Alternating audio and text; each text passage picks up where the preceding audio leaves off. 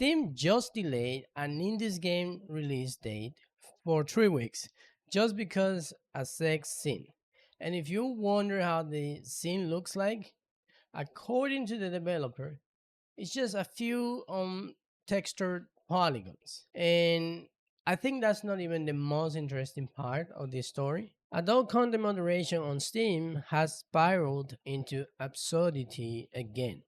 An indie developer working under the alias Mole Industria was forced to cancel the release of his game, Future No Thanks, at the last minute because the platform spent more than 3 weeks reviewing a single scene containing nudity. 3 weeks for a small scene.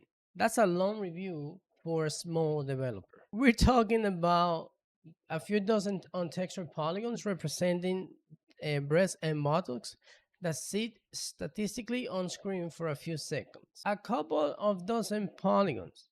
That's basically a stick figure, and that's what Steam spent 3 weeks reviewing.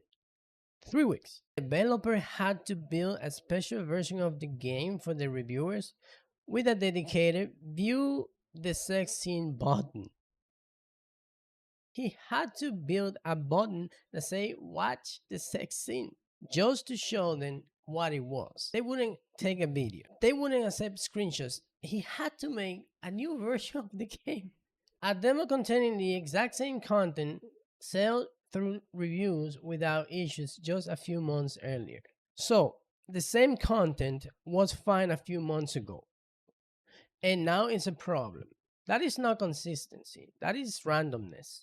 Explicitly erotic games launch on the store literally every week without causing moderators any trouble at all. So, full on adult games launch on Steam every week with no issues. And this game, with a few polygons, gets delayed for 3 weeks. That doesn't add up.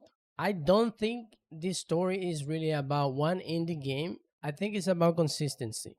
When the developer doesn't know when and how the company is going to enforce their policies, it creates uncertainty and confusion. And uncertainty is difficult for a small developer that doesn't have the time and budget to absorb delays.